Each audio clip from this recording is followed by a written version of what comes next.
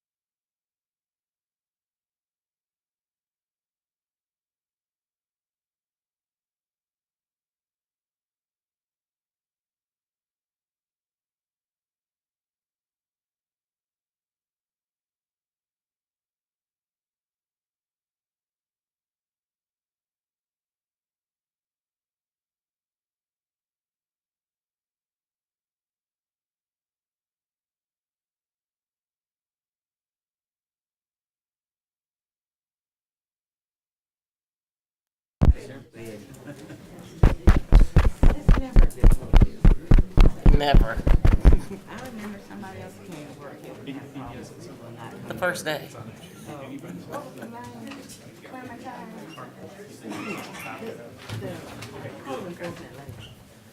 Oh, the one that we just left? The one that just left? Kelly? You talking about Kelly? Oh, Carmela. Carmeletta. Okay, I said I know it's dark. Is she not here anymore? She did what now?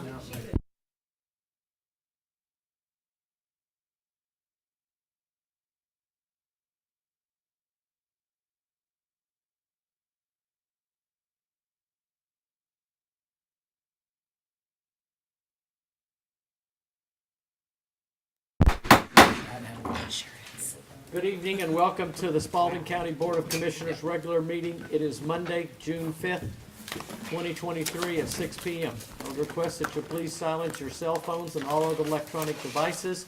For those of you that haven't been here before, what we see in front of us is exactly what will be shown on the big screen, and there should have been agendas available for you at the back table. At this time, I would like to ask Reverend Watts, the Associate Minister for the Rising Star Baptist Church, to deliver the invocation, followed by Commissioner James Dutton of District 2 to lead us in the pledge. Yes, Lord. Thank you. Let us pray. It is in the powerful name of Jesus, Lord. We come to you right now, God. Lord, we just ask that you let us decrease, Lord, as you increase right now, God. Lord, right now we ask for unity in this community, Lord. Lord, we ask for peace in this community. Also, Lord, we just ask that you bless these commissioners, Lord. Lord, give them the mind that they need to lead this great community, Lord. And it is in Jesus' name we pray. Amen. Amen. Please join me in the pledge. Pledge allegiance to the flag of the United States of America and to the republic for which it stands, one nation, under God, indivisible, with liberty and justice for all. Thank you, gentlemen. Item number 4, presentations and proclamation. Consider request from the Parks and Public Grounds Department to recognize Greg Stansel for 30 years of service to Spalding County. Hey. Doc? Mr. Umberger. Thank you, Mr. Chairman, Commissioners. It's always an honor and privilege to be here on the evenings like tonight, where we're recognizing our great employees. Tonight, it's Mr. Greg Stansel, 30 years of service. His wife is Melanie, his 2 daughters, Sarah and Madison. He's a longtime member of the County Line Methodist Church, where he's also served as deacon. He's active at the Mount Zion Methodist Campground.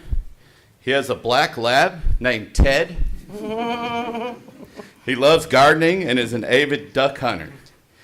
Greg is the first employee, full-time employee that I hired here in Spalding County. He started as a parks detail officer.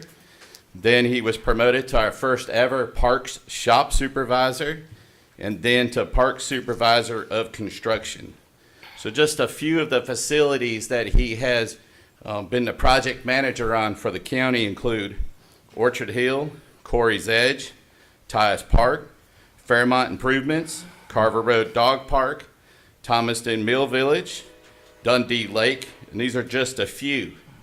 What we need to remember is any park facility that Spalding County built after 1993 was under the supervision of Greg. He's also served as GRPA Parks and Grounds Section Chair for numerous years, along with numerous other district and state responsibilities. He was on the forefront and the creator of the current GRPA Maintenance Management School. He actually patterned that school from the University of North Carolina's NRPA Maintenance Management School, where he initially attended for all 3 years of that program. And he also scored the highest in the United States, all 3 years of attendance. I did the math, and the GRPA Maintenance Management School, which is hosted here in Griffin, has graduated over 1,000 parks and maintenance professionals. So it's an honor this evening to present Greg Stansel with 30-year service award. Hey.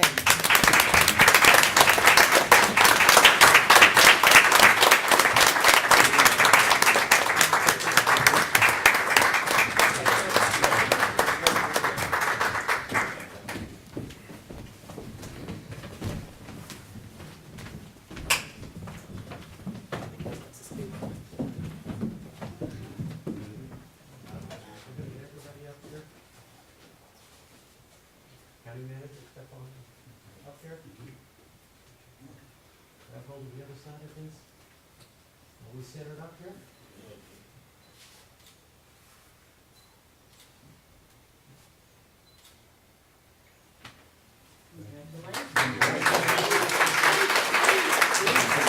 I know I'm not far from 30. In 30 years, I can count the times I've been to one of these on both. Whatever we're doing right because you keep coming back. Please note that TJ was hired this guy, so when we talk about 30 years with Greg, we know that TJ was here when Greg came. Right. Yep. Okay.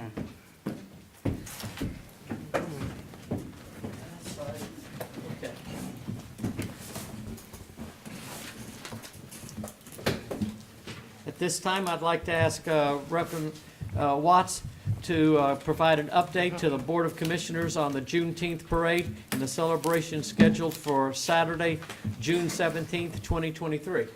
Yes, yes. Greeting board members. I want to let you guys know, I gave you a handout and it got the parade route here, how we're gonna start, where we're gonna line up at and everything. You also have a list of the program outline.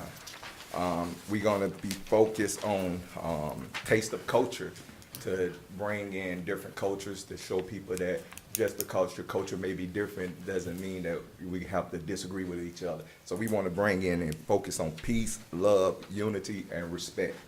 Like you say, you got an outline of how the program's gonna go from 12:15 to 1:15. That's gonna be our program. From 1:15 to 1:30, we're gonna have a memorial service with all the people that have lost their lives due to senseless violence here in Griffin and Spalding County. After that, we're gonna have the taste of culture, where we're gonna have authentic food from Jamaica, Haiti, and Puerto Rico. That's gonna be free for the community. From 3 to 4:15, we're gonna have what we call Fun in the Sun, where the kids could come out. They'll be able to play game trucks, a lot of things for them to do, activities for the kids. 4:15 to 4:30, we're gonna have a unity line dance. Back in our day, we called it the bus stop, but they told me to call it line dance.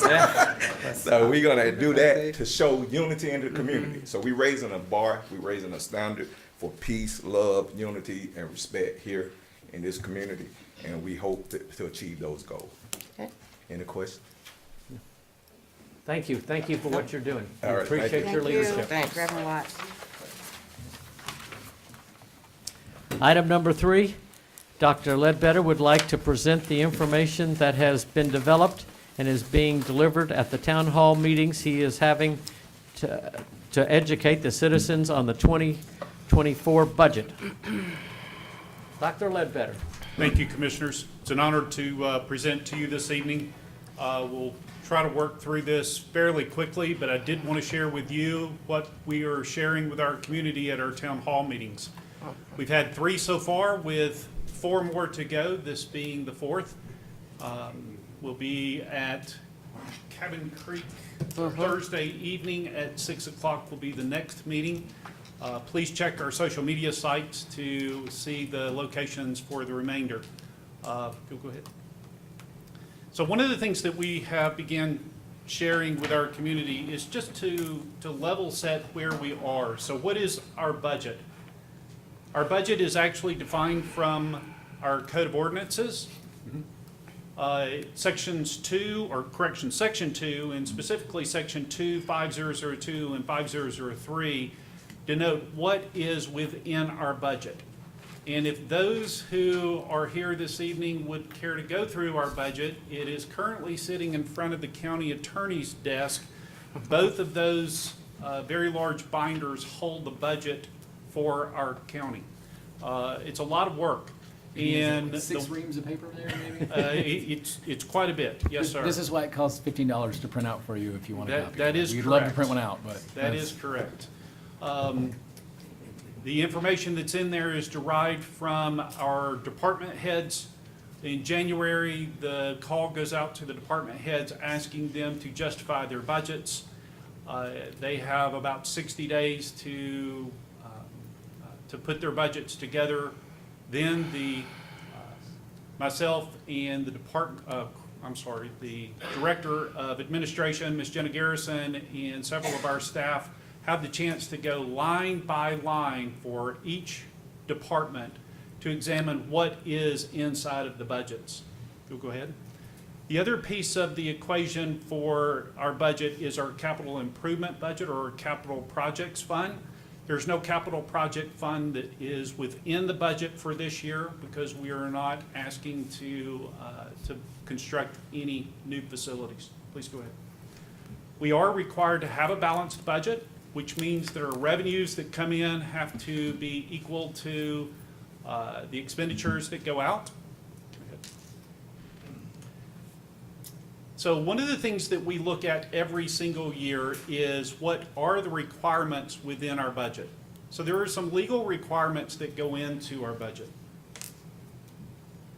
So the mandated services include our state court, our probate court, our superior court, magistrate court, juvenile court, the coroner, superior court clerk, our jail, our health services, public assistance and family services, emergency management, property tax appraiser, tax commissioner, elections and registration, sheriff, and dangerous dog control. What's not included? Come ahead.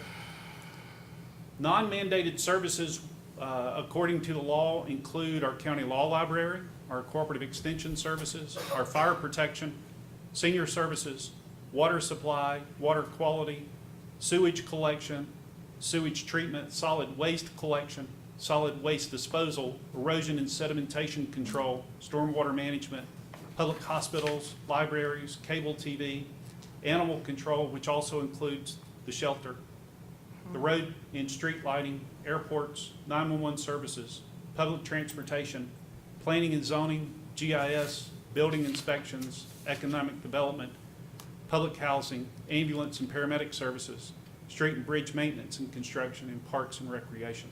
Those are non-mandated services according to the law. Come ahead. But what do we include? Our budget actually includes 911, administration, animal care and control, which includes our animal shelter, budget and finance, community development, which also includes our economic development, our courts, all of our courts, our elections, parks, public grounds and leisure services, public safety, public works, tax assessor, and tax commissioner. So what are we considered cutting? That's been one of the conversations that we've had over the past few weeks with many who have come and looked at our budget. Unfortunately, I think that's the wrong question for us to ask. I think the right question for us to ask as a staff, our goal is to annually examine the viability of every service Spalding County offers. We work to maintain every possible service, and we investigate whether we should expand our services where we're able.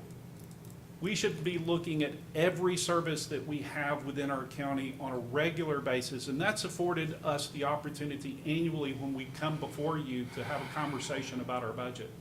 This affords us as staff to justify what we do and why we do it for our community. So what is the budget proposed for 24? It's a $121 million budget, of which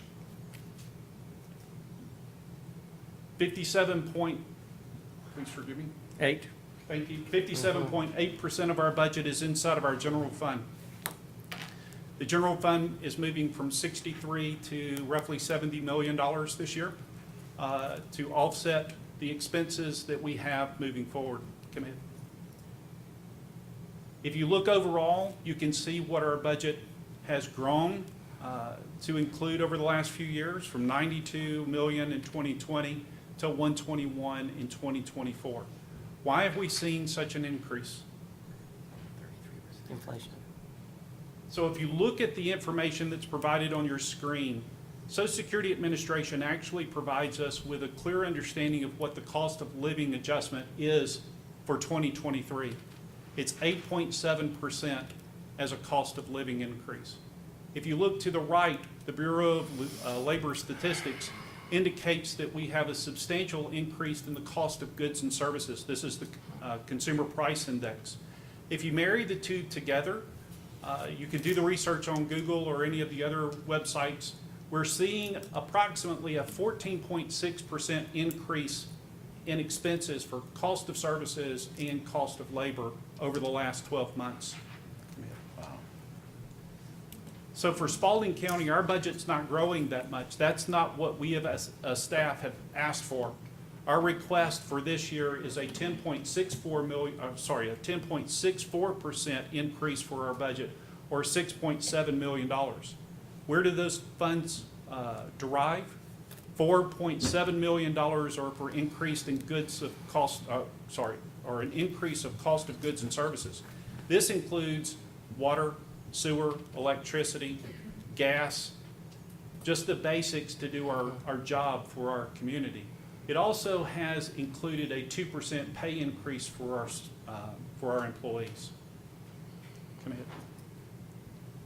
If you look at how our community is growing, which is one of the things that we are looking at as we examine our budget from year over year, looking into the future for a strategic plan. From 1990 until 2020, our population has grown roughly 24%. During that time, we have, as of just a few minutes ago, because I did look on the U.S. Census Bureau, our population is showing 68,919. If you do the regressive analysis and look at what is planned within our community over the next 7 years, we can expect that we will be a rough estimate of 82,000 residents by 2030. So fiscal year 24 highlights. There's no new positions requested in the new budget. There's no new services projected in the new budget. There's a modest 2% pay increase. I want to skip the second one and come back. We do show that there is 32.56% allocated for law enforcement. But doing the comparison against other counties, this is about 2% under what our adjoining communities spend for law enforcement within their community. So we are doing far more with less. And kudos to our sheriff for doing just that. He is doing so much more with less. The SPLOST, I've heard a considerable number of comments with respect to building the aquatic center and then locking the door. That is not the case. Our projection is that we will come back to this board toward the end of the year when this facility is constructed and ask for your consideration about using a management firm to manage and supervise this facility. We recently, just last week, received the bids for a management company to do just that. We're excited to tell you that we did get 3 bids. We're also excited to tell you that we are doing a full examination of those 3 bids, and the numbers are starting to look really good for utilizing an outside firm to use for that facility. Additionally, our T-SPLOST funds, really happy to report that in 2022 we were able to resurface 25 roads, which accounted for 23.69 miles. We did it for under budget.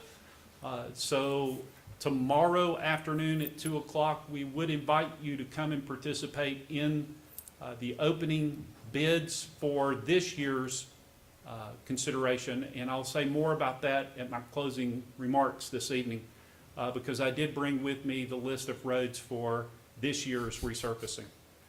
I do want to go back to the storm recovery. At last count, we have expended a little over $10 million, and that's just what we have expended so far.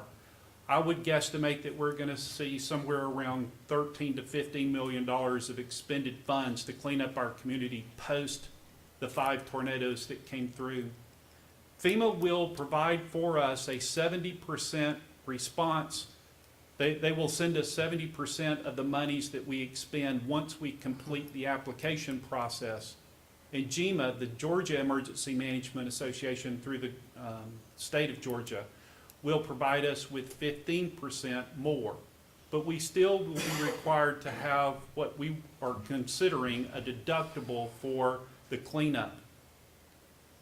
Chief Polk and the emergency management team did such a great job at preparing us for what happened on January the 12th, that the state has agreed to give us an additional 2.5% on top of that 15 that's coming, so our deductible will be roughly 12.5%.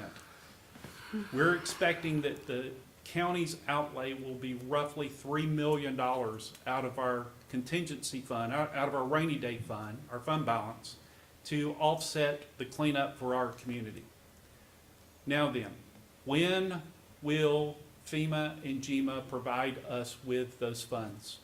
At best, we're estimating 12 to 18 months. At worst, we're estimating 36 months. So we are without those funds for, let's call it 2 years. But I want to switch that just for a moment. It is my privilege to stand here and tell you that we did not have to take a tax anticipation loan to pay for the cleanup within our community. Jenna Garrison and her team did such a great job at making sure that they had money sitting in the bank, that we were able to fund the cleanup without having to go outside to take a loan for this cleanup. That's outstanding, and I am very, very proud of what they've been able to do. All right, come ahead. So again, some of the good news articles. T-Splosh, we were able to resurface 23.69 miles of road this past year. Our Splosh has afforded us the opportunity to create an aquatic center from a referendum that was created in 2008. We're looking to bring in the management team, or use that as a consideration for the board to open this facility and be able to staff it in a way that would be very beneficial for our community. As a staff, we're committed through the work that we've been able to do to make sure that we are going to deliver to you a balanced budget. The developments that are coming into our community, we really need to consider how we bring good development into our community. But there is a need to bring development in. We must consider that there's 3 realms as we walk this journey forward. There's the residential realm, there's the commercial realm, and there's the industrial realm. And all 3 of those need to be as equal as we can possibly make them, so that we don't overburden one of those 3 areas over another. And right now we've got a need for industrial and commercial in our community, and we're going to continue to work toward bringing those into alignment. The other funds, our staff and partners are actively seeking and earning grants and awards that pay for services. Kudos again to TJ, to Kelly Carmichael, to Lisa Perkins, for all of the great work that they've been able to do. I think most of you have seen that the governor of the state of Georgia, along with Representative David Knight, just recently supported our efforts in obtaining $9.35 million for upgrades to 2 of our park locations. Volunteer Park and Ambucks are the 2 areas that the state has focused on. They were the only 2 areas that were eligible for the grant funds that were available. And our team did a fabulous job at making sure that we led the state for obtaining as much money as we could possibly obtain for those 2 locations. Come ahead. At this time, I would entertain any questions the board may have with respect to the budget preparation. Balanced budget, right? Yes, sir. We do not have a choice. And secondly, conservative numbers on tax digest coming in. That is correct. Okay. Thank you. Other questions from staff? It's not as if that we haven't seen and heard this and gone over this a number of times. This is the time to be able to get it on, to stream it out for other people who couldn't come in and couldn't make the town halls. Thank you. Thank you. Doctor. At this time, item number 5, citizen comments. Speakers must sign up prior to the meeting and provide their names, addresses, and the topics they wish to discuss. Speakers must direct your comments to the board and not to individual commissioners or to the audience. Personal disagreements with individual commissioners or county employees are not a matter of public concern, and personal attacks will not be tolerated. The chairman has the right to limit your comments in the interest of disposing of the county's business in an efficient and respectful manner. Speakers will be allocated 3 minutes to speak on their chosen topics as they relate to matters pertaining to the jurisdiction of the Board of Commissioners. No questions will be asked by any of the commissioners during citizen comments. Outbursts from the audience will not be tolerated. Common courtesy and civility are expected at all times during the meeting. No speaker will be permitted to speak more than 3 minutes or more than once unless the board votes to suspend the rule. Dr. Ledbetter? First up this evening is Chris Gloss. I don't have anything, I just, Okay, we understand. Thank you. Thank you. Susan Plickard? Pritchard, thank you. Please forgive me. If you would, please step forward and state your name and your address for the record, please. My name is Susan Pritchard. I live at 111 Ann Street. It's in Sunnyside. My concern is with the land bank. While I think it's a great concept, things I've seen have just kind of been a nightmare. The house next door to me at 113 is about 16 feet from my deck. And it has been vacant since 2007. And it is in deplorable condition. And I had assumed that it would be demolished. But instead, it was purchased by the land bank. And it was sold, to my surprise. And that was in November of 2021. Since then, immediately afterward, they sent someone out to put shingles on the roof. That's all they've done, and the people that came to do the shingles came to us saying something needs to be done. We're scared to get up there. Because there was a fire in 2006 or 7. I knew the lady that owned the home. There was a fire in the attic. So there was structurally, the house is not sound. It's got old, it's gonna have to be totally electrical. Everything's gotta be redone because the people, she sold it to the Davidsons who had assumed they were gonna rent it out. When they saw plumbing, everything, the septic system, all has to be replaced. So that's why I had assumed someone would demolish it. Well, nobody's done anything else, and we live next door to this. And I have contacted Mayor Slaughter, City of Sunnyside. I have been to land bank meetings.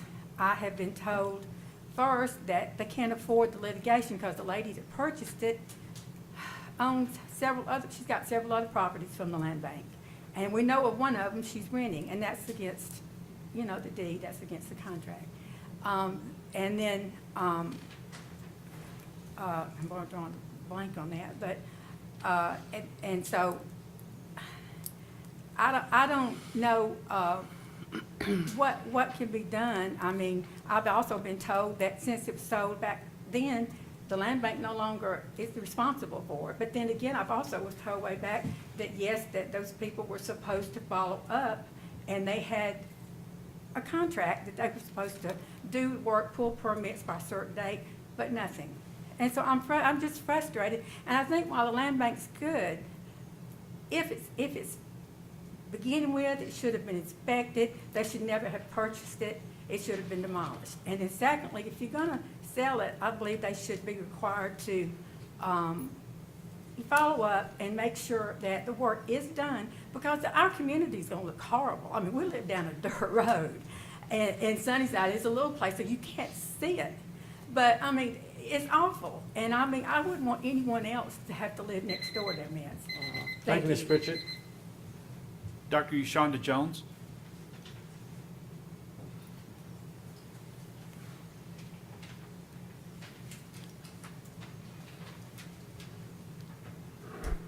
Dr. Yashonda Jones. I'm not giving my address for safety reasons. So I'm here to speak about hypocrisy, which is the word for the day. And it's just amazing to have to keep listening about how some commissioners are so excited about this parade. But here's a reality check. You can't placate our community with parade participation. When we came before you for 2 years as the Citizens Diversity and Inclusion Council to submit a Juneteenth proclamation, it was shot down the first time completely, and the second time totally whitewashed. There is no unity without recognizing systemic racism. Institutional racism didn't just go away after slavery ended.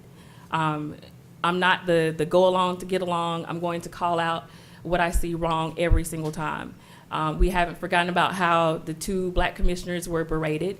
It's documented, it's on camera, as well as in newspaper articles.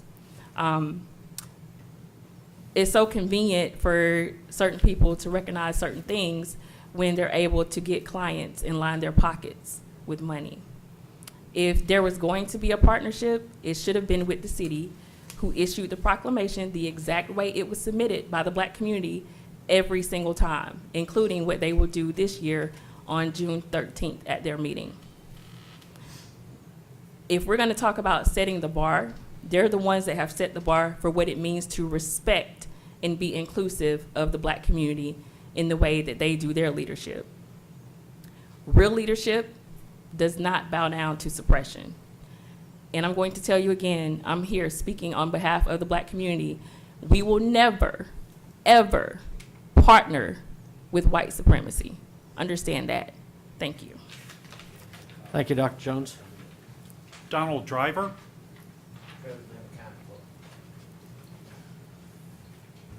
Good afternoon. My name is Donald Driver. I'm pretty sure you all know where I live at. I'm a resident of the city of Griffin. I come to piggyback with Dr. Jones. As she stated, we have Mr. Driver, can you speak a little closer to the microphone? I'm sorry. As she stated, we have come before you to get a proclamation. Now, you want to be part of something that you won't even give a proclamation to. See, the scripture said the handwriting is on the wall. So when I look at what you guys are doing, I look at things and I said, well, you guys are not changing. You guys don't want no leverage, don't want no balance. What do we gotta do to get you guys to come to grips that we're not gonna leave? We're gonna come back every year, and I wouldn't have come and asked you. Me, I don't swing off nobody. I wouldn't have come and asked you, could I do a parade and I live in the city? I would just went to the city. I wouldn't partner with you now. To tell you the truth, I don't want to have nothing to do with you, but share our tax dollars in the city like they supposed to be. That's our cost. To tell you the truth, y'all need to be audited. The Spalding County need to be audited. Y'all need to hire outside source to audit y'all about your finances. And those that got this prejudiced attitude toward us, we're not going nowhere. We've been here ever since the beginning of time. We're not going nowhere. So you can get back from that. I would not have partnered with you guys. I would not ask to be part of you when I could have did it for myself. That's the way I feel about it. Thank you, sir. Mr. Chairman, there's no one else who has signed up this evening. All right, item number 6, presentation of financial statement. Consider approval of the FY 2023 year-end budget amendments. Hello, Ms. Garrison. About this time every year, I bring year-end budget amendments for your consideration. The legal level of budgetary control is at the department level, and so we can't let a department go over budget. So I analyze every department and take into account everything that I'm aware of that's going to happen, and I come up with what I think they're going to end the year at. And if it looks like they need more money, I'm coming to you asking you for an appropriation of more money. And so that's what these budget amendments are. So I will answer any questions that I can that you may have. Commissioners? Which direction did so we had money left over that wasn't spent, or we had to spend extra? Well, it's kind of back and forth. Whenever we do a budget, or when we prepared the budget last year, we used as a balancing number the taxes that we collected from the previous year. Well, when you actually set the millage rate, the tax digest had increased.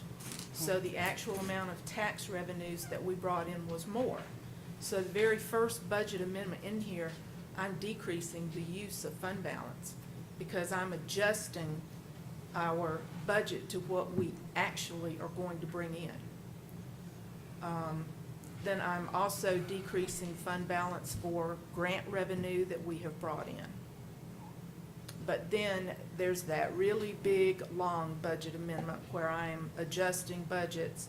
And the majority of it is for usage from the tornado, for, increase in cost of services, things of that nature.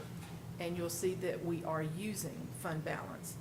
But it actually nets to less than what we had projected to use. Any other questions? My question is on number 2, the fire district fund balance. It says in one line you're decreasing it by 849 and some more numbers, thousand, and then increasing the fire district real property. Yes, ma'am. What's that difference? This is the same exact thing as what I explained about the first one. I'm adjusting our budget to what we are actually collecting in taxes this year. We had budgeted less than what we are actually going to collect because the tax digest increased. So the fire tax digest increased the So our revenue is going 850,000. up and our fund balance is going down. And so, but you're adding The that, usage of fund balance, not fund balance. Okay. The usage of fund balance is going down. That part was pretty important to us. Yes. Yeah. so you're adding that to fire district real property, and Yes, sir, that that's where the includes the revenue fund comes balance? in. That's where your property taxes are booked I see. on my books. I see. So with this amendment, how will it change our budget going forward? Because, that means naturally what would have been our fund balance is not there. Well, no, actually, for the general fund, we had projected we were gonna use $7.9 million. It's probably gonna be more like $5.8 million. The fire fund, we had projected, I don't really remember how much we had projected we were gonna use, but it's gonna be less by $800,000. Okay, but when will those numbers, I know, when will those numbers actually be good numbers? When we get the audit, Okay, and that's September? probably, I'll know in December. Okay. Is that kind of figured in with our budget? Okay. Yes, ma'am. And again, that's an independent outside audit, right? It's an independent outside audit, yes. Just like every year, right? Just like every year. I don't have any. Okay, any other questions? What's the grand total bottom line? Like what is this in total shift? Like we thought we were gonna spend Well, 10 and we spent 9? 5.8. We thought 7.9. Instead of 7.9, 5.8. it looks like it's gonna be around 5.8. So 2.1. 2.1 to the good. Awesome. We like that. I hope. All right. Anything else? And the staff recommendation is, Recommendation is to accept the amendments as presented. do I have a motion to accept? I move to accept the financial report with the amendments to the FY 2023 end-of-year budget. All right, I have a motion. Do I have a second? I'll second. All right, I have a motion and a second. Any more discussion? I just want to thank you for your projections Yes. for that. That's very smart. budgeting. Well, the fact is, I can't let them go over budget, because when we get the audit, if an account, or if a department or a fund has gone over budget, I have to write a corrective action plan for the state of Georgia. I see. So Okay. I'm just being preemptive. Right. I appreciate it. We didn't have to do that last year. We did not. Yes. Okay, any other discussion? All those in favor signify by raising your hand. 5-0, motion carries. Thank you. Thank you, Ms. Garrison. Item number 7, minutes. Consider approval of the minutes for the Spalding County Board of Commissioners special called meeting, extraordinary session, and executive session on May 15th, 2023, the Spalding County Board of Commissioners work session on May 22nd, 2023, and the Spalding County Board of Commissioners zoning public hearing on May 25th, 2023. Motion to approve, all the above. All right, I have a motion. Do I have a second? Second. I have a motion and a second. Any more discussion? All those in favor, please signify by raising your hand. 5-0, motion carries. Thank you. Item number 8, new business. Consider request from the Three Rivers Regional Commission to surplus a 2016 Ford E350 shuttle van to be purchased by the Griffin Area Resource Center. Dr. Ledbetter.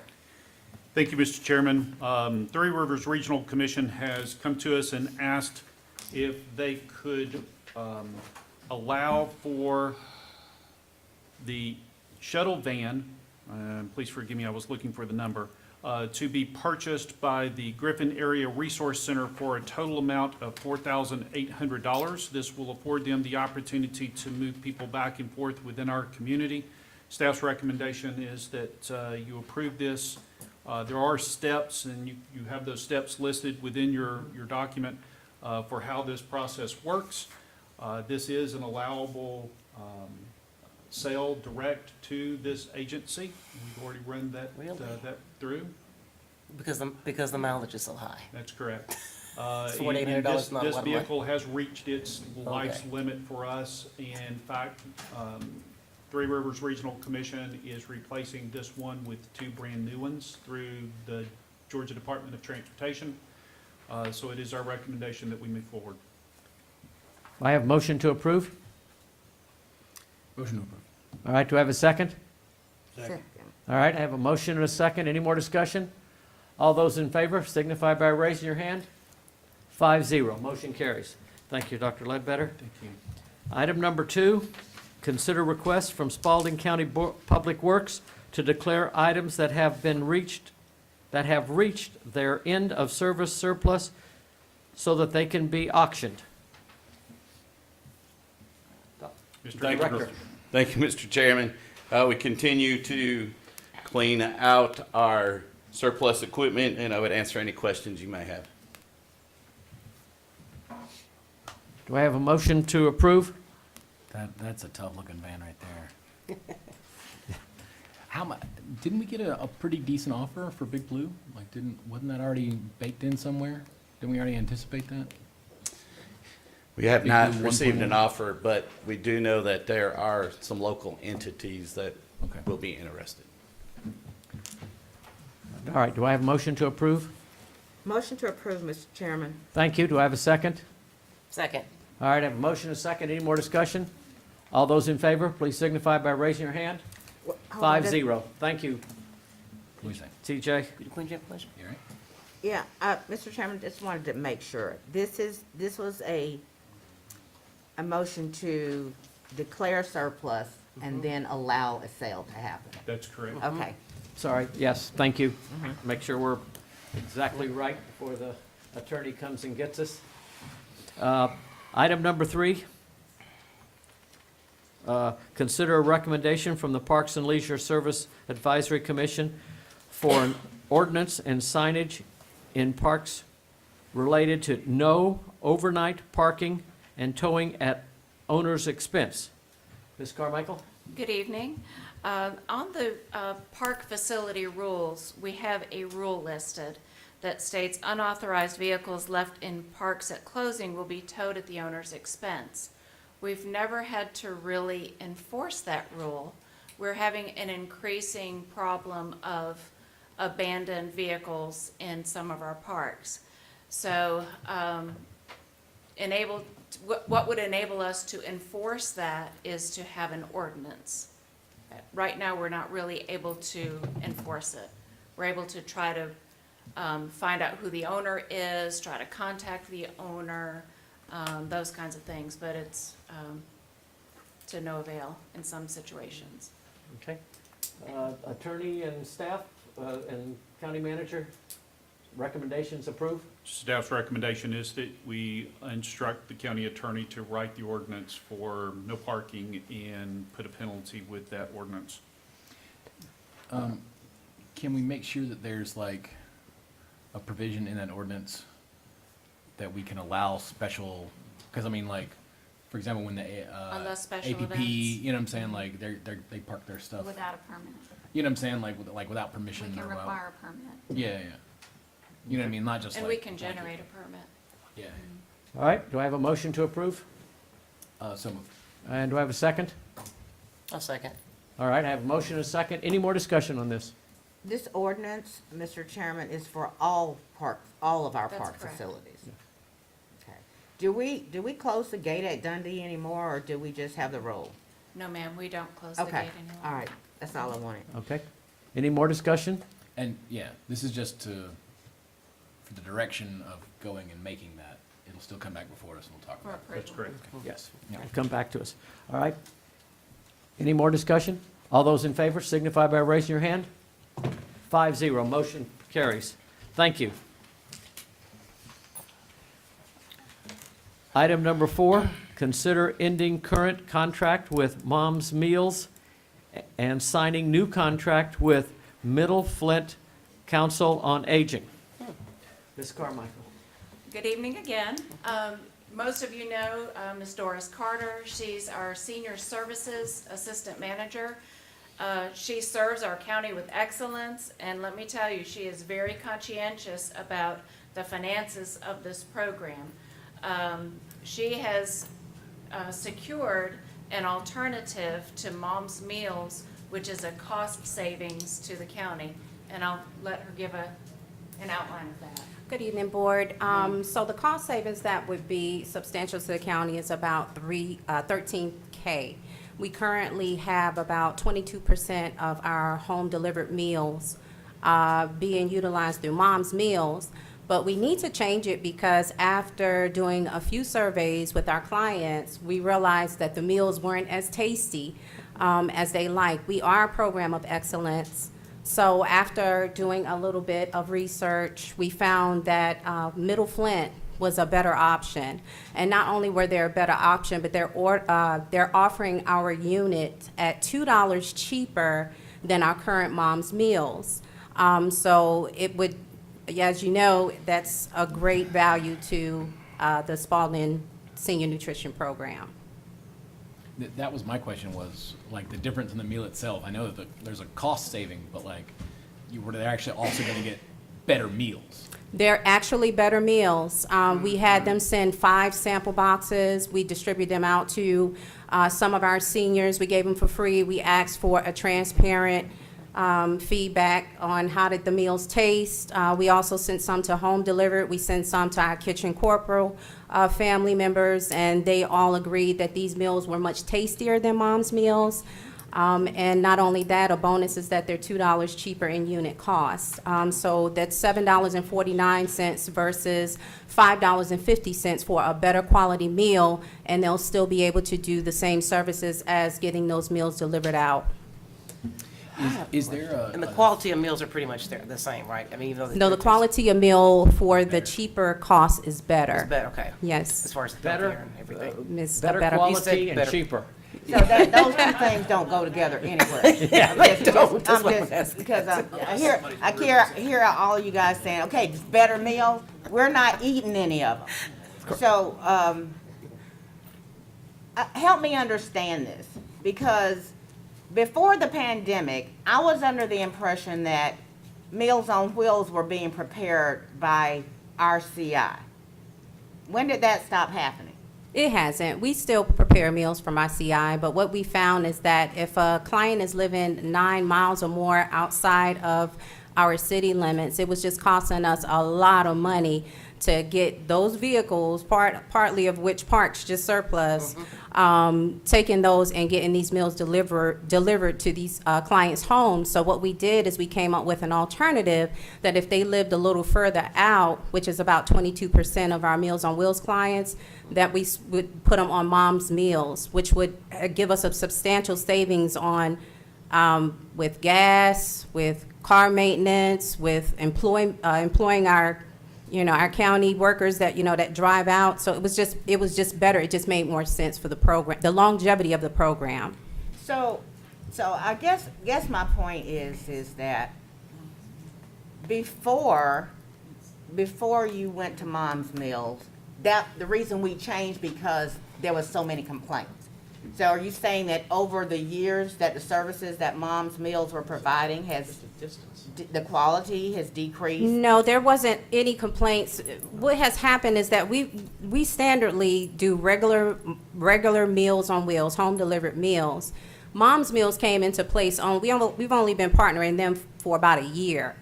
And the reason why we started looking into outside partnerships is because when COVID hit, they were talking about shutting down the CI. We didn't know if we were going to get meals cooked and those different types of things. So we started looking at alternatives.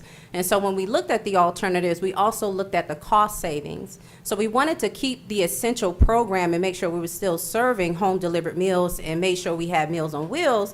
But in addition, we also wanted to partner to develop a partnership that would help us in cost savings for the program and also have an alternative in case we have a complete shutdown. So that's where Mom's Meals came. We are very new to them. I just have a real problem just imagining that. I think that, Kelly, They polled I'd like people. to, I think we will probably approve this, but afterwards, I'd like for 6 months afterwards to have us come back and brief us and make sure that those few meals that we gave out weren't showpiece meals. And so, if you wouldn't mind, we'll set it up that way. And We always- Mr. Chairman, I would also like to know what it was actually costing us in employees, in mileage, and whatever it was, and then the additional meals, what it was actually costing us. And the reason I say that is because I know that we think $2 a meal is significant, but if that's the only meal that you get all day, or that's the only meal that's gonna serve as 2 meals from you, I don't want to think that we scrimped on it Right. for $2 so you Yeah. didn't get. And I'm not saying that y'all haven't decided. That is my concern with us touting the fact that it costs $2 less. So, because you guys get money from Three Rivers, you get money from the hospital authority. So yeah, knowing those numbers would help us to better say, maybe we need to ask for more funding through the hospital authority. But yeah, I mean, it's a year's contract. That is my concern. well, It we is- did it's my add, concern. we did add a provision for 30 days notice for termination so that we can terminate for any reason They with drop the ball. just 30 days notice. Let's, I think a good idea would be for us to go ahead and see if we can't get 5 meals or 6 meals, 7 meals, and let's us eat and see what we think of them also. That's They might fix us good food. Well, now that I'm not down with the free meal, but Bring the what preacher if- home and give him, a wing. right? What if, I know the board created a feedback form, or like asked for the creation of a feedback for like the public defender. Is there a way that we could like require feedback from the people going forward so that if all of a sudden they go, man, these meals aren't as good as we thought, then we could, is there a way that we could get? Absolutely, we can do that. And I just want to make sure we understand what we're talking about here. We're talking about a small pocket of our Meals on Wheels. We still serve hot meals from our CI. We're talking about a small pocket that we serve through home delivered meals, which is 22%, and they've already been receiving Mom's Meals. They haven't received CI meals, so those are two different Sure. entities. I just want to make sure we're. Right, I get it. Yeah, I was thinking that all Meals on Wheels was food that No, was coming ma'am, from we, the CI. no. Just No, those we ones still outside. cook and we still serve a lot of our in-house people. This is just a small 22% pocket, which all new clients, which we've put on home delivered meals that were outside of our radius that we want to serve, just so we can save money all around with gas and that type of stuff. But after getting the feedback from them, we do want them to have quality. That's what we provide. We provide excellent services. We want to continue providing excellent services. So that's why we started looking for other options. There's a level of responsibility, though, that will come with that feedback to make sure that. All right, so. But it's good budgeting, though. I appreciate that. Yeah. I mean, Yes, if everything works yes. out the way it hopefully will, then thank you for digging around there. It'll also provide us with the ability every year, if somebody else wants to say, hey, I can do it, like, all right, cook us some meals and we'll send them out, and then, you know what I'm saying, just like we do with like the medical insurance. It's like, Yeah, okay, what's your pitch absolutely. this year, what's your pitch, you know what I'm saying? And then that way we can keep People on top of it. increasing and doing better for the folks, so. And people know that too, so they're gonna Right, tend right. to. All right, so. I'm gonna let's get take- off a little bit off topic, but DC right there, she goes above and beyond. She's helped me out on several issues out there, and her team, that's our eyes out there, because a lot of these senior people have nobody that ever checks in on them. And, I mean, they're more than Meals on Wheels. I mean, they she are. brought walkers and wheelchairs, and, I mean, just, and kept me updated on stuff, and I hadn't I got to see appreciate you, but I that. want to say thank you. Yes, absolutely, anytime. That's what we do. All right, so one will approve, get ready to approve. We want to have them back in 6 months. Sometime when we're having a workshop or something like that, we'll set it up so that we'll get the 5 or 6 of those meals and be able to eat that and see what that looks like. And then we want an evaluation form to start figuring out so that we get the feedback on how we're doing. And at the 6-month mark, you all can come back and say, hey, here's what we're seeing on that. All right? Maybe we have the different. Motion to meals. approve. All right? Yeah, second. Yeah, maybe we have the different meals every year at our retreat so that we can Oh, that's keep true. it updated on. Yep, that's a Absolutely. great Archways. answer. Yes, okay. So then everyone can know. I have a motion and a second. Any more discussion? All those in favor, please signify by raising your hand. 5-0. Thank you. Thank you. Thank you for what you're doing. Yes, thank you. I know money's important, but those folks need help, and you're Yeah. providing it, and we truly appreciate what you're doing for us. Thank you, guys. Item number 5, consider recommendation from the Parks and Leisure Services Commission to approve Cheers Without Fears as an association. Ms. Carmichael? Yes. Hello. We're making a night of it. Cheers without fears. I'm proud to be here with you this evening to represent the Parks and Leisure Advisory Commission. It has been since 2018 that the recreation level cheerleading has been provided through Spalding County. There just haven't been the willing people, the people with the passion and the experience to take on this program. And so last year, this group of women had approached Spalding County Leisure Services and asked if they could test pilot and see if they could do some work alongside our youth football program and see what the interest is for youth in cheerleading. And they had a fantastic year. They have met several times to learn the ins and outs of operating an association.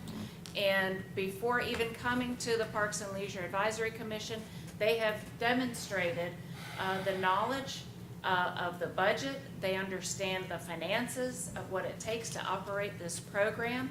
And they went before the Parks and Leisure Advisory Commission in May and received a recommendation after their proposal, their presentation. Okay. So I would like to introduce to you Cheers Without Fears. They have, in your packet, we have uploaded all of their financial documents, their articles of incorporation, all of their minutes from their meetings, their structure, their budget plan, and you may have some questions for them about budget, but I can tell you that they are dynamic in fundraising and trying to make this affordable, no child to be turned away. So would you introduce yourselves to them? Good evening. Thank you. Good evening. I am Naisha Duffy. I'm the CEO and president of CWF. This organization came to me last year. I love kids. Let me start off by saying that I taught at Griffin High School 3 years special ed. So when I went on the field with my son last year, there was no cheerleaders, none whatsoever. So the coach came to me and said, "Hey, Mom, you're a good parent. Bring the girls out here, and I'm going to buy the uniform." This was 2 years ago. 2 years ago, I had 10 girls to come out on that team. We cheered for that season. Last year, I came back with the same 10 girls. I had all the coaches of Spalding County football team stating, "Hey, we want us a team. Can you get us some girls out here?" So last year, we started City Park. I had 80 girls to come out. We broke them down into teams, and I just wanted to go up on the Spalding County the show because every time we get out at the fields, we always have all the girls in the stand.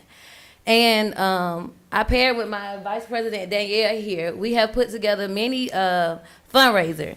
So we did 3 fundraisers on 3 separate days, and we raised $2,702. We're looking at the budget of $375 for each child. With that being said, we had over 21 girls to come to each fundraiser, putting those girls at $180 a piece. That's where their cost is now $195. We have over 60 girls that are looking to come out to cheer with us. Not only that, we have parents calling us every day about this program. And calling, so they're calling, and like I said, we had a great turnout. We just did a summer camp for $40. We had over 60 girls to come out. There, we gave the girls a bow, a T-shirt, and a water bottle, and we did all this like by ourselves. We didn't go to anybody to make anything. Me and Danielle stayed up one night. I think it's like 1 o'clock, making shirts and bows just to see the smile on those girls' faces. So We want to thank you. We want to thank you for stepping up and doing this. We appreciate that. We know that's hard work, and it has to be something from your heart, and we love you doing that, so thank you. So are there any opportunities for any businesses that would like to contribute or give or anything? Do y'all have? So we are a nonprofit organization. We have had doctors to come to us to donate and be a part of the organization. We had many other people to step up. I actually talked to some guys from Spalding High School, and they wanted some of their fundraiser people to reach out to us. So we're looking at a lot of sponsors. Do I have a motion to approve? Motion. Okay, a motion and a second? Boom, boom. All right, thank you. Any more discussion? Are these are cheerleading like you see at a football game, not like Team. like team cheerleading, like that kind of. Yeah, so there will be cheerleaders for each age group. So we're starting from age 4 to 15. So each age group will have a group of cheerleaders for that group. So they will be in full uniform. Well, I guess the question is, this is out there with a team of some sort that they're cheering for. Yes. This isn't that gymnastics throw. No, so these cheerleaders will be cheering for Spalding County football team. Oh. Yes. Thank you. But both the school teams and the rec teams, or just the This school just teams? rec. Just the rec. Rec, yes. So we did this because some girls that go to middle school, they're not allowed to make those teams. But when they come to us, we're not turning anyone down. I see. So again, at the camp, we had kids with autism, and again, I worked with SPED kids, and that blew us out. Like, we had a great time. So this would be done through Park and Recreation? Yes, Do you- ma'am. Okay. Okay. Any other discussion? Your association's going to work through Parks and Rec, right? So they would sign association agreement with us. Right. Okay. Okay. Any more? And you said it was 180? Yes. The budget is the total is $375, but with them doing all their fundraiser, it leaves them at $195. Oh, I see. Okay. Any others? Okay. All those in favor, please signify by raising your hand. 4. All those against? 1. Motion carries. Thank you. Thank you. Item number 6, Consider request from Spalding County Accountability Court to renew their grant beginning July 1st, 2023 through June 30, 2024. Dr. Ledbetter? Thank you, Mr. Chairman. This is a continuation of the grant that we provide for our accountability court every single year. The total budget for the grant is $174,337 with a county match of $23,241, and staff's recommendation, along with Judge Thacker, is to ask the board for approval. Motion to approve. I have a motion to approve. Do I have a second? I'll second it. All right, I have a motion and a second. Is there discussion? What is our match on that grant? I was under the impression we didn't have to match that grant. There is a small match, yes, ma'am. It's $23,241. And if you look at the information that's listed, So his total grant is what, 76, or is that just for salaries? total budget for the grant is $174,337. The majority of this, even the match that comes out, Ms. Flowers, is accounted for through the court system. So it doesn't come out of our general fund. It comes out of the court system for the match. So you're saying it's fees? Yes, ma'am. Okay. Programs like this are the future of the justice system. Like the idea that, people that have committed some kind of wrong need to be thrown in jail and the key thrown away, like we did last century. It should stay in last century and die. People that are in situations where they need to come to the criminal justice system, 99 times out of 100 have some sort of mental health addiction issue, or they're hanging out with the wrong people. And these kind of programs can interdict and change the trajectory that they're on and totally change their lives. Our accountability court has an amazing success rate, significantly better than our prison system. Our prison system has somewhere around a 67% recidivism rate, like all total. Our CI is actually much, much better, but our accountability courts not only save us money in jails and prisons, they also save us money in prosecution and policing.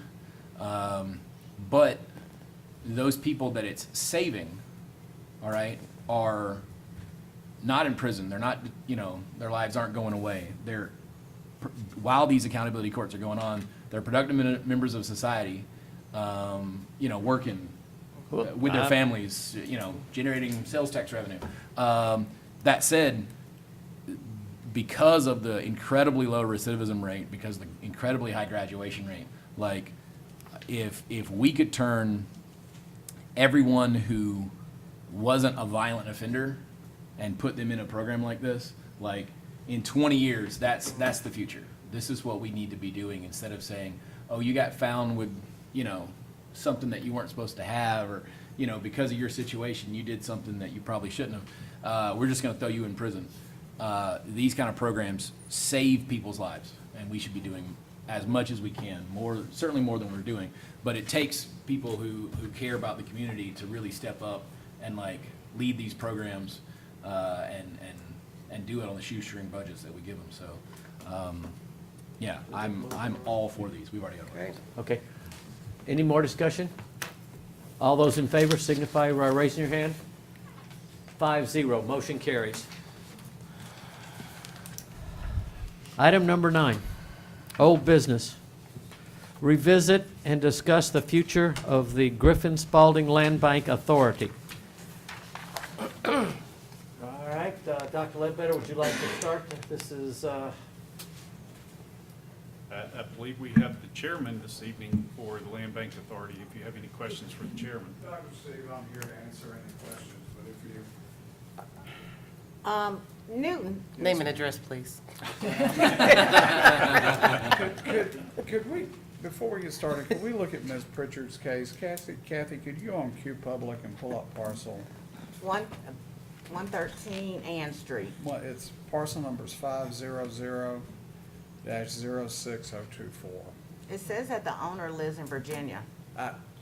Correct, that's why I wanted to pull her up. For example, this is a property that has been closed. It's not a land bank property since 21. The last sales date was 11/10/21. It would have been sold with the standard restriction that there has to be an owner occupant. All And right? that passes on, right? If that person sells it, it still has to. That's correct.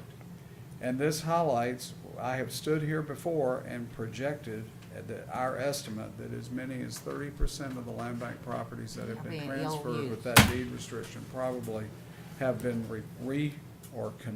reconverted back into rental property. Kathy, have you been able to find it? I'm getting it. Okay. That's one of the reasons there needs to be an executive director, because we can't keep up with this. The other thing is, when I went and spoke with Ms. Pritchard, because I had no specific recollection of this property. Sharon, you may know. You do? What I found odd, what I found odd is that the sales thing says a 0 sales price with multiple parcels. And following through on Q Public, do you recall this? Yeah. Which was it? So, Annette Wallace, and she bought property on Hamilton. Sharon, step up to the Step up microphone. to the microphone.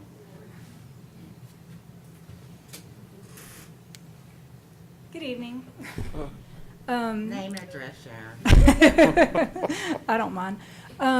So what Ms. Pritchard was talking about at 113 Ann Street, actually that property sold to Vanette Wallace, who lives in Virginia. There was multiple properties that were sold at one time to the same person. There was one on North Ninth Street Extension, one on Hamilton Boulevard, or several actually on Hamilton Boulevard, and she was supposed to consolidate those lots, but she never did. No. But the one on Hamilton is definitely a rental. There's another one that she purchased in the city that is also being used as a rental in the 300 block of North First Street. All this was brought to our board and the attention of it whenever I was serving on it. And like I say, we began and have investigated what, this is, since Sharon was on there, whether people are violating those covenants. We know that they are violating the covenants. The question is, how do we find out and who's responsible for it? The board members do not have the time to pursue them. This lady who owns this has approximately 7 or 8 other properties. Okay? I hazard the guess, if this is a rhetorical question, that those are rental properties. Y'all know how I feel about substandard rental properties. Another point, I didn't know where this property was, and I had remembered Ms. Pritchard from Land Bank. Another issue that has come up, for example, there's a property, and I can't recall where it is, but also that had fire damage up around there that needs to be demolished, and the county has no policy on specifically demolishing those properties, whereas the city does. And we can ask the city to demolish, and there's a process by which the property is demolished. Here's the bottom line. You have before you a proposal essentially to try to get a land bank executive director in hand. 70% of the properties that the land bank has are probably in the city. And Commissioner Flowers Taylor, Dr. Steve sent me a list of questions you had, and I've been in Statesboro all day, and I have not had the chance to get to that, but I will get with David. Right now, I cannot get to the contracts because they are in the city's offices. They were transferred up there when the executive director resigned, and y'all put this under a consultant. And as y'all know, I support the consultant's findings, but we have not implemented them. And right now, the city, if you make an inquiry, the city has nobody that they will direct to help us find contracts. So on our land bank agenda for this coming Thursday, we are going to have an item proposed by Mr. Penland, who works with Stephanie, to have all of the city's files now transferred over to Beck Owen, so at least counsel for the land bank can get access to the contracts. This is why we need somebody. The land bank has taken property and transferred it to persons who put it back on the tax rolls. If you do not have that process, I do not know what happens to these tax foreclosed properties. So that. They just sit. And one of the problems we have that other places don't have is that the value of that property is often exceeded by the amount of back taxes, penalties, and interest. When you have properties like, for example, this property on Ann Street, I think had a total value of $13,000. And I want to see what happened with, is Wallace the last, where'd Sharon go? Oh, I'm sorry. Is Wallace the last name or the first name? It's the last name. All right. I would like to see exactly what they got and how that occurred, because I can look at it. I thought Ms. Pritchard was talking about another house that had fire damage I'm looking at the deed, that should and have been demolished. the deed was a quitclaim deed for 0 transfer tax, and it included, this particular deed included 2 parcels, 1408 North 9th Street Extension and 113 Ann Street. There must have been multiple deeds to Miss Wallace. It still had the same covenant running with the land, though, that it's got to be a primary structure on this property to be owner occupied by an owner with at least 50% interest in the property. So, Stephanie, all of that being said, these are, I hear everything that you're saying, Newton. And these are clearly issues that need to be addressed and cannot be addressed unless the board has leadership and an executive director. That's true. I have said for the last 5 or 6 years, we need some checks and balances. And that is something that, as a board, they should have a policy for that. And hopefully that will happen this go around. But the biggest thing that makes me support the land bank is because the thing that we asked the land bank to do initially, and it was only one thing, was to put properties back on the tax rolls. And that's why I was asking the question all day, you know, are you taking these properties and putting them back on the tax rolls, which means somebody's paying for them, but at the same time, if somebody from Virginia bought 5 houses, clearly they're not living in the house as an owner occupied. So clearly somebody needs to be paid to go back and do that. And you can't do that without leadership, so. Commissioner, we would not have, we would have allowed the sale to go through operating on the assumption the house would be renovated, but then sold under that deed restriction, okay? But again, we're not complete idiots, and this is Griffin. You have to operate on the assumption that the people we're selling to will gravitate to the lowest common denominator on these properties. And we knew when you go and you look at some of the titles after we've sold it and they suddenly show up as LLCs, then you know that that's been turned back into rental property. Now, the only benefit that the county's getting from that, in my opinion, is at least it's back on the tax rolls and it's not in tax default. I would like to see, if I could digress very briefly, I grew up on George Circle off of Every Road in an 800 square foot house. And when my mother and father began to decline and Daddy had to go into a nursing home, we sold that property under a first-time home buyer program to a lady who was a single mother who worked at Snapper. And she sold that, she lived in that property from 1995 until I looked on Zillow last week or so ago, and she had sold it. She bought that property for $35,000. She sold it, according to Zillow, and I would have never expected this figure to come out, at $135,000. If people would come in, that gave her equity, as opposed to having paid a slumlord, and her rent was more than her house payment. When she sold it, she had almost $100,000 in equity.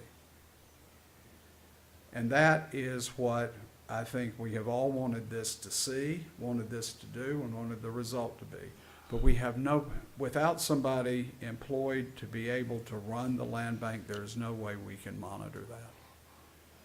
There's just no way to do it. And also without budgeting for the lawsuits that it actually takes to make these reversions take place. Because you can't just go back to someone and say, give me a deed, you're not doing what you're Right, supposed to you were sold do. that property We've incorrectly because of we've code. just completed litigation where we've been over backward to allow a single mother the option of buying a piece of property on on Meriwether Street, right across from the Historic Society. And she didn't comply with the obligation to try to get a permit and get the place renovated. And she actually went so far as to appeal to the Court of Appeals and We had then to go to the request Court of Appeals. reconsideration, so. It's a ghost-written complaint and appeal, but nonetheless, she got to the Court of Appeals. Again, we have to, on the issue of covenants, we've got to figure out a way to have some way Enforce to them. monitor, and we can't do it. I mean, I cannot personally do it.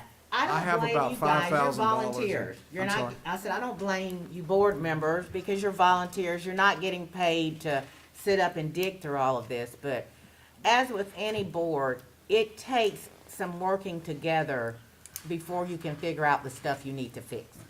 So Good. I If don't could- think that it's fair to compare this board with the Development Authority because we've funded Development Authority to the hilt since they began.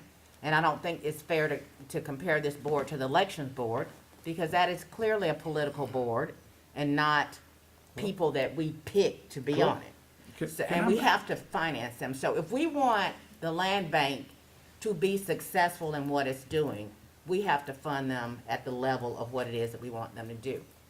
The other thing that I had a concern with is that as a board of commissioners, we haven't done what we needed to do. We've sat back and basically watched the city do things around and with the Land Bank Authority, and all we basically said was, "Oh, look at what the city's doing," and not put ourselves in a place where we could actually be involved with it. So what I'm hoping will happen is that with a new executive director, there will be more structure and I think we have a list of things that we want to see fixed. So that, as a recommendation from us, that will be the thing that I would be looking for. Other than that, I don't think that we're prepared as a county to be able to go all out and do exactly what it is that you guys are saying and we're saying that needs to happen. For that reason, I was totally against the city of Griffin being responsible for that work person. I didn't want to happen what I imagined what could happen if the city's agenda was not a true agenda for the entire community. But so far, only the county's done that. So we can't really blame them for stuff that we've done. I agree. So, yeah, I mean, at this point, if we don't start doing something, we're gonna have this same problem. So I think we all need to have a list of things that we would like to submit to them to have questions answered. And I think we need to have, I think there needs to be representation. And I would certainly volunteer initially if we do need someone who is from our board to go to those meetings, because clearly we need to be there to mind our own business. And you can't mind your business if you don't show up. May I say something real quick, James? And I agree with you as far as one of us board members, probably you, to actually represent. But, you know, I'm thinking the new community director person also, because I'm thinking what Chad Well, said. they're supposed to be there anyway. Okay, but I'm wondering, but from previous directors, were they doing that? And I think we kind of dropped the ball when answer Chad to that- left, is what I'm The answer saying. to that is no. Since Chad Exactly. left, And I there's think that's not where the been, gap really has come in, where we have kind of taken ourselves way out of it. Yeah, so So- I can see why the city Right. doesn't really want us to I do get it. it. I 'cause understand, We too. haven't done anything. Whoop. So, I mean, I'm for them doing it. Yeah. We have a response, you know, that it'll come back to us in a year to make a decision if we feel like things are turning around. But yeah, I'm not prepared for us to be having to have Steve spend all that time trying to find attorneys and Okay. all of that stuff that they're doing. Yeah. Go ahead, I'm sorry. I'm gonna try to pull us together here shortly, so everybody get your comments ready, and then I'll try to pull us together. Yeah, Commissioner Flowers-Taylor, you're the one that's been taking point on this, and so absolutely, if you're the one that wants to go there, that's definitely, obviously, this sits closest to home for you. Yeah. The majority of your district's in the city of Griffin, and that's where the majority of these are. So I've taken a big back seat in this and said, you know, whatever you want, we'll back you up. So Yeah. we've I still got just- your back. If you wanna keep fighting. If you think this No, is the right way to go, then we'll go for yeah, it. Whatever I you wanna do. personally think that we should, and that's why I want the numbers. You know, if we had 1,000 properties, did 300 get back on the tax rolls? I mean, for me, if that happened, they succeeded. But the other unintended consequences and circumstances is what needs to be fixed, and that's what an executive director Yeah. will do with the board. But working with them puts our hands on it, like you said, Yeah. it puts you, putting our hands on Yeah. what's going on. I mean, So we don't need have that. any control, but somebody just needs to know what's going Yeah. on so that they And that's can enough. share where That's enough. we are. You're the one on point. So if that's the direction you wanna go, I support you. So I will make a motion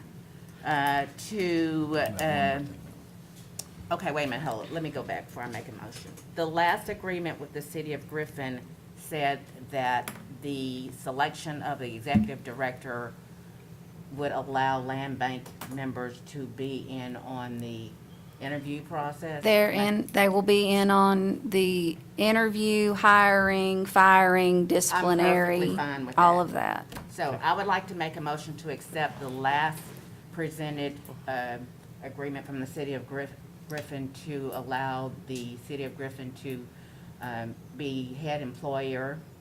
That involves a personnel lease with the city of Griffin for the executive director, a full-time executive director, and also an amendment to the interlocal agreement to allow for that. Who wrote, somebody write that down, Yeah, what she said. What I said? Is that Yeah. good?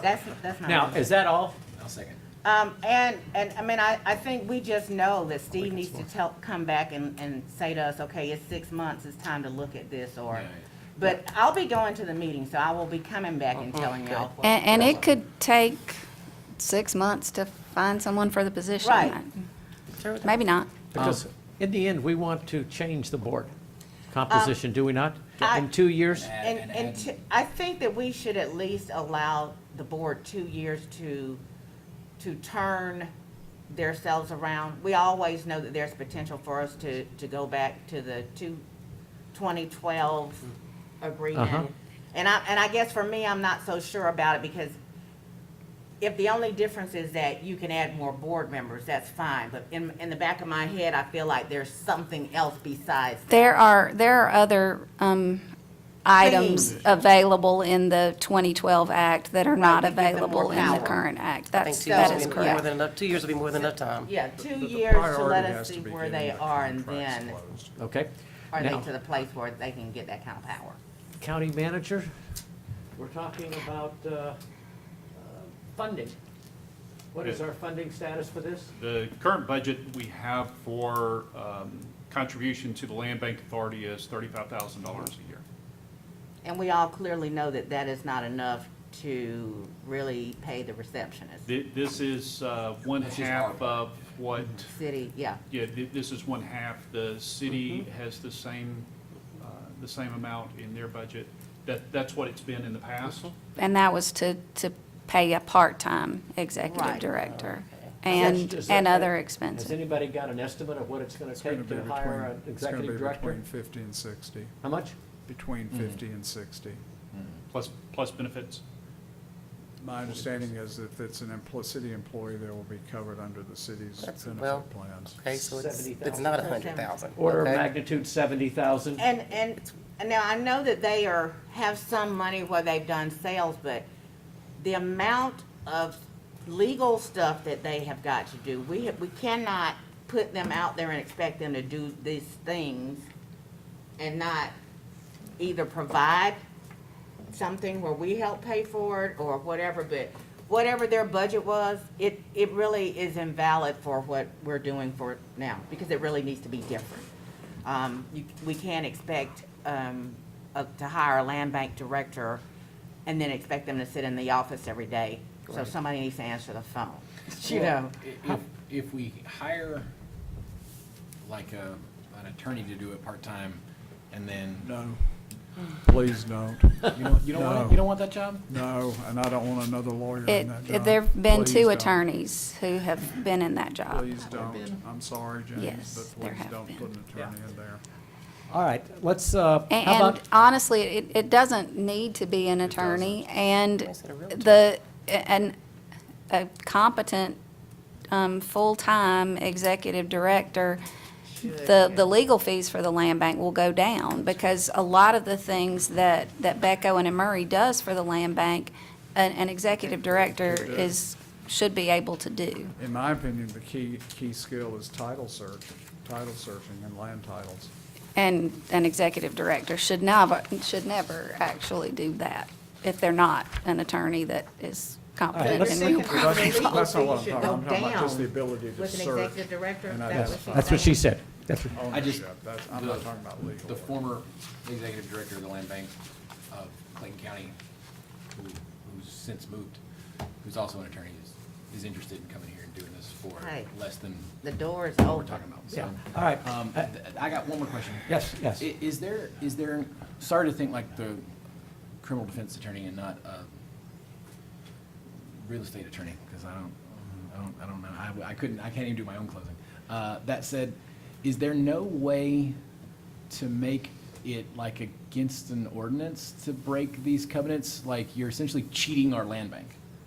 You know what I'm saying? Is there not a way to I mean, fine these people for like consciously cheating our land bank? Because that's what they've done.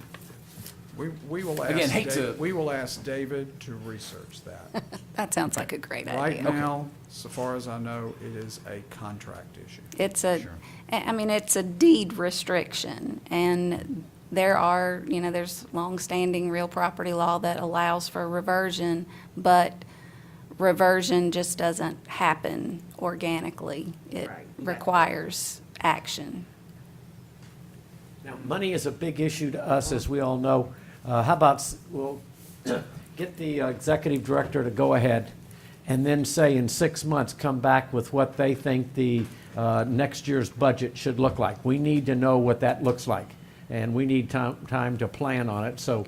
And I think attendance at their meetings would certainly be helpful, because they are provided with an extensive financial report at every meeting. All right, well, You have a You motion, can you don't have assign a me. second. do I have a second to the motion? I second it. Okay. She made it. All right, I have a motion and a second. While we're still under discussion, I'll go ahead and ask Commissioner Flowers Yes. Taylor, thank you, to do that. And if you can't, let us know if you have to miss a meeting or you think somebody needs to be at a meeting. will go. We'll be glad to step up. All right, any more discussion on this? All right. Only, Mr. Chairman, that there does need to be staff present as well, not just commissioner Yeah, our present. community development director needs to be there as well. All right, so we'll have 2 people, Commissioner Flowers Taylor and Mr. Reese. Correct. To be able to do that. All right, any other questions or thoughts on this one right now? Now, this is not kicking the can, this is moving the can down there, but we're gonna come back to look at it again when we get ready. All right, all those in favor signify by raising your hand. 5-0, thank you, motion carries. Yay. Thank you. All right. Report of the county manager. Thank you. Thank you. Thank you. And we move it forward. All right. Bear with us just a minute.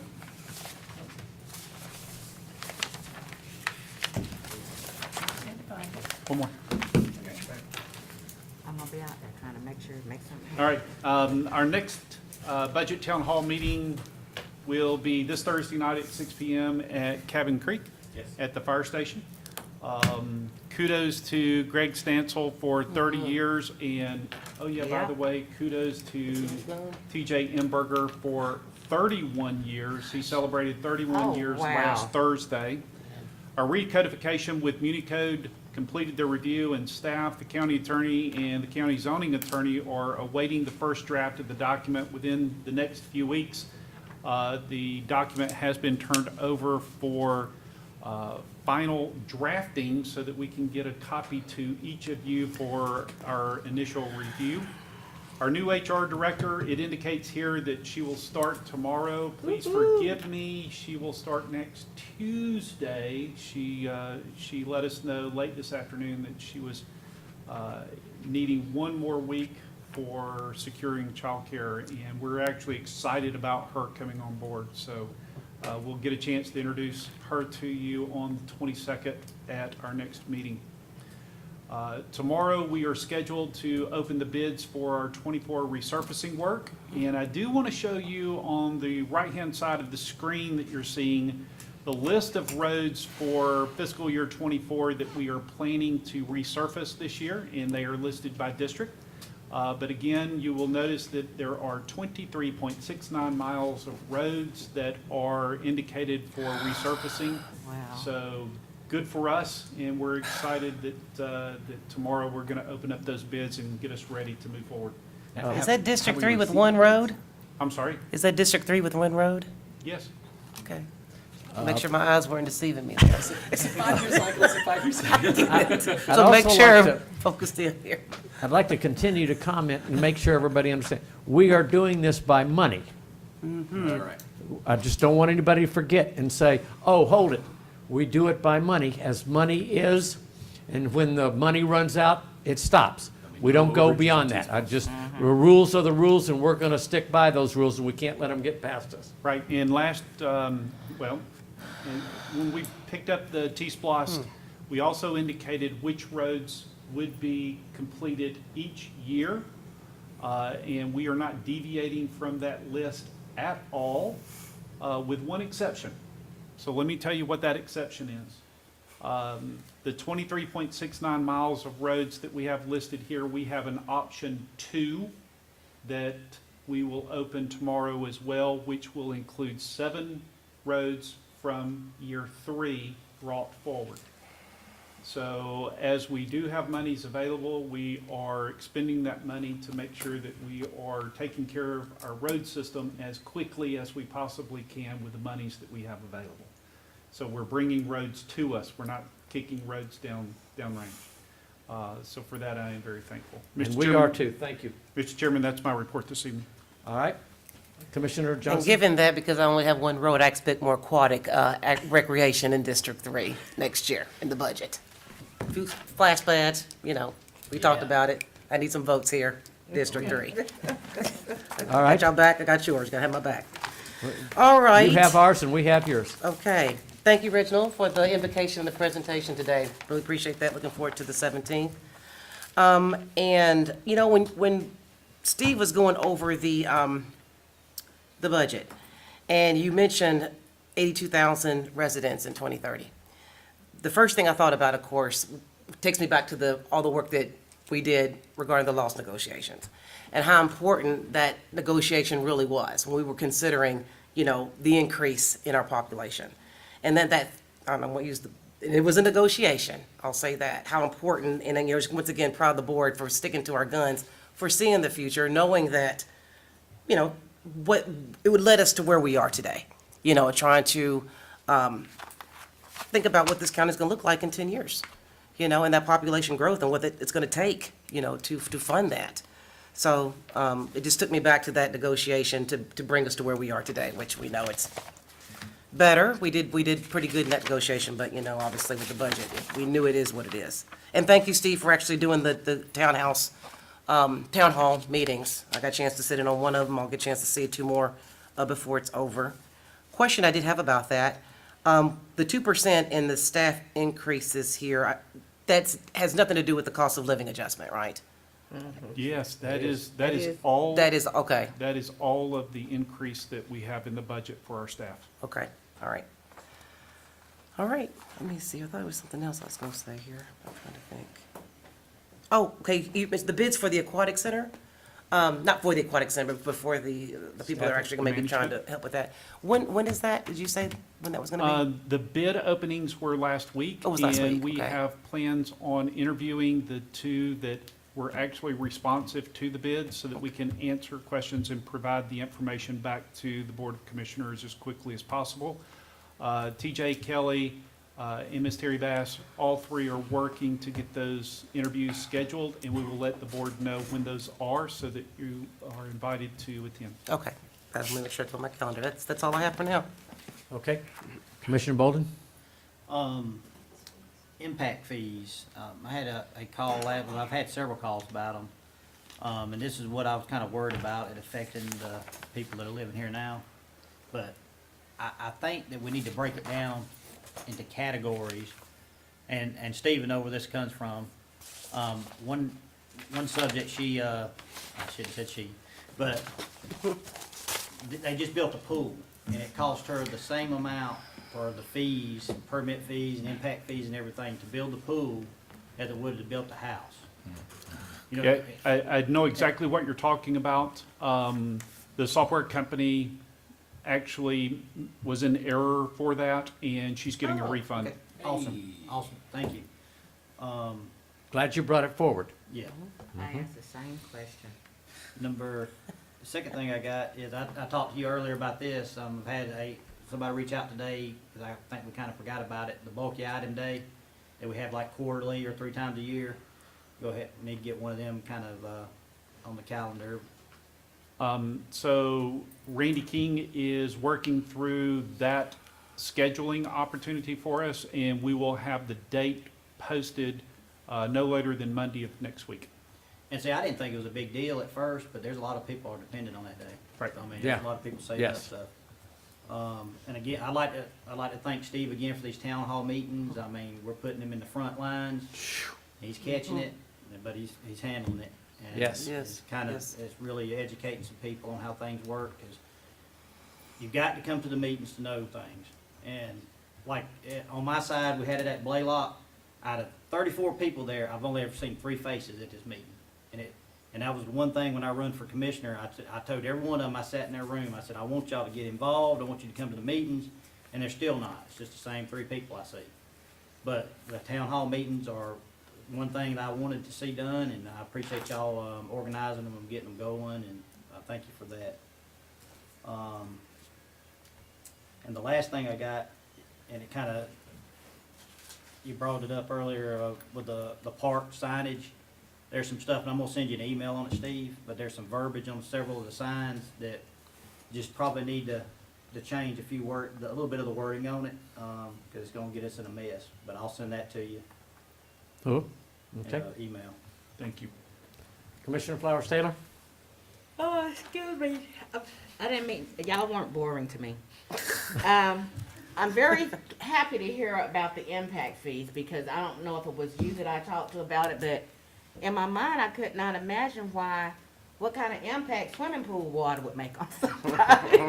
It's really gonna cause a community to have excess problems, but I wanted to ask if I could get a golf cart before the parade so that I can decorate it. And I will talk to one of the guys and see about that.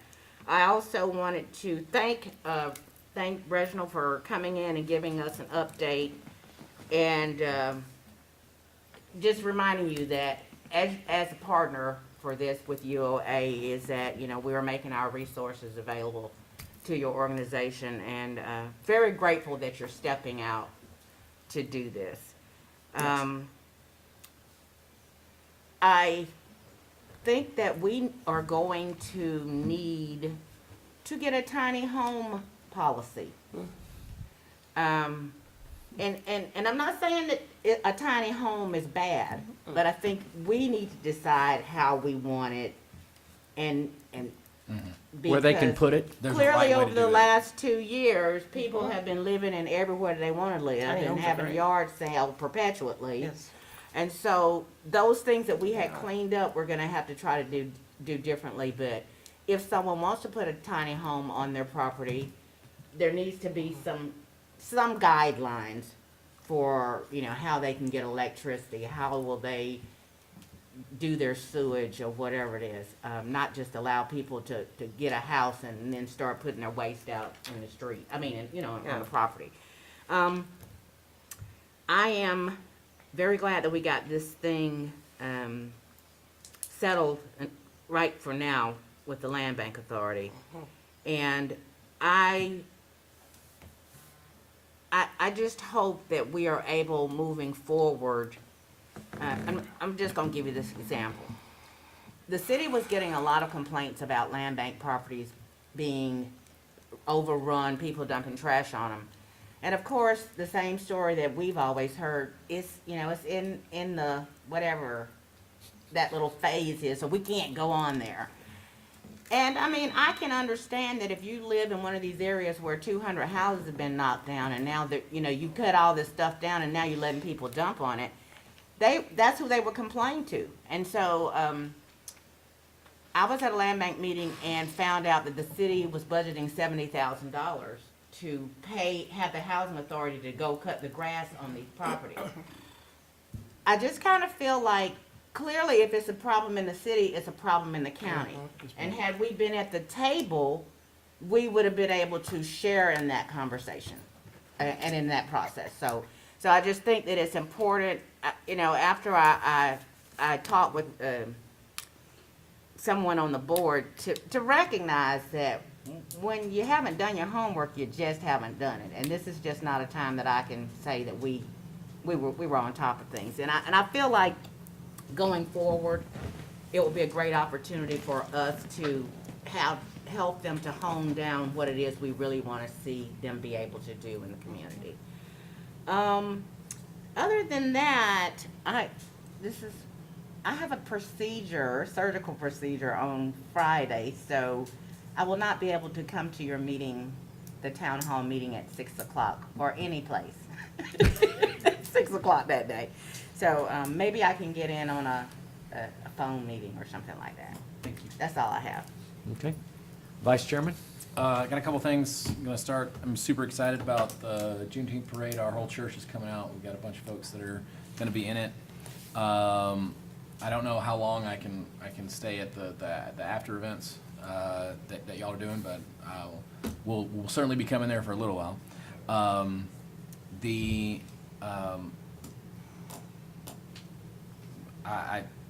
Moving on, I had the ACCG head legislative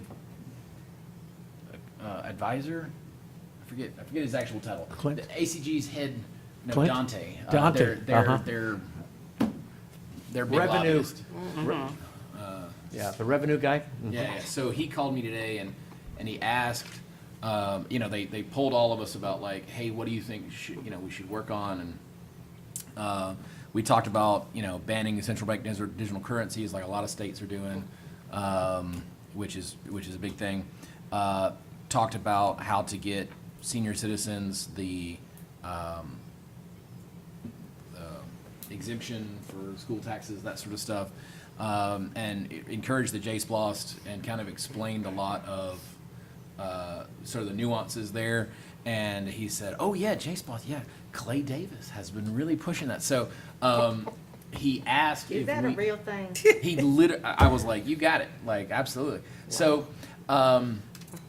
he said since Spalding County is the one really carrying the torch for J-Splost, that it should probably be one of our local legislators who introduces the bill. So that's, if we could all call them and say, Yes. hey, can you drop this? Again, it should be a huge win for the legislators on both sides of the aisle. I mean, it's one of those kind of back blue, help local law enforcement and stuff, should easily pass. Not sure if it would be controversial. So anyway, that's, if we could, over the next year, kind of all Send information. coordinatedly bug them about doing that. I'm equally excited about splash pads. My kids are on summer break, and my mom took them Saturday down to, there's a church in Pike County that's got a splash pad. So they drive all the way to Pike County We went. for a splash yeah, pad. okay. And like, It's nice. come on, we can do a splash pad. That said, I also drove past, and we had several out-of-town visitors who I'm trying to get to move down here. So I was like, come and look at the aquatic center progress that we're making. Look at this cool, although don't you want to come down here? And a lot of folks don't realize that we're going to have world-class type amenities like that. When I take them to our pickleball fields, they go, holy cow, we go, yeah, the Atlanta Open's here. You know, we're kind of a big deal. It's really cool to see people go, wow, I had no idea. I thought this was just rural country. Like, no, we're on the map, man. So really excited about that. You know, to end on land bank, this is one of those issues that I've said, hey, I just don't, I can't take point on this. Gwen, we got your back, whatever. We'll back you up however you want to fight that. You know, the several people from the city have come and said, well, what do you think? And I've gone, I don't have an opinion on it, but we've got Gwen's back, so go talk to her. So Gwen, we still got your back, and we see the problems, we see the hard fight, and whatever we need to do to make sure that works out Thank y'all. in a positive way, we got you. And that's all I got. Okay, thank you. I'd like to make a comment to everybody about the budget. I hear a number of people come forth and say, you all are going to do this, you all are going to do that. Budget is tough right now for us. The tornadoes have caused a real issue for our budget. We have asked and really, truly almost demanded that our county manager look at every option possible. It does not mean we're going to do every one of those options, but we want to look at them. Some of them look good on face value until we get into them. And yes, you hear about them, and then the next thing I know is somebody says, you all are adopting this. We're not at that point yet. We're looking at those things, so please, it's the same thing you do at your home when you're trying to do something. You look at all the options, then you make a decision. We're looking at all the options, and the only way to look at those options is to ask people, get requests in, find out what it would cost to do something. So that's tough. I'd like to make a comment about lost. If anybody has an idea of how to do lost better, I'd like to hear about it. I'm going to have an opportunity, kind of statewide, to influence lost. And so if you've got ideas of how to do it, we don't do it again for another 10 years, but we cannot go through what we went through last time. That was not right, in my opinion. We did it right legally, but what happened between the city and the county is not how we want to do things, and it's not how I believe the state wants us to do business and how they're trying to force us to it. Now, it's 10 years away, so there's no immediate urgency, but we've got to figure out a plan on how to do that right now. Last, I'd like to finalize with the comment that was made about the county manager stepping forward. It is not easy to step forward in front of a lot of people and have them shooting at you with everything they've got and the words of all this. I would do it better and have this done. I would do it better and have that done. That is hard to do. He does it as well as I've ever seen done. We owe a lot to the way our county manager is putting together big document there and then turning around and stepping forward and talking to people. We want to hear ideas.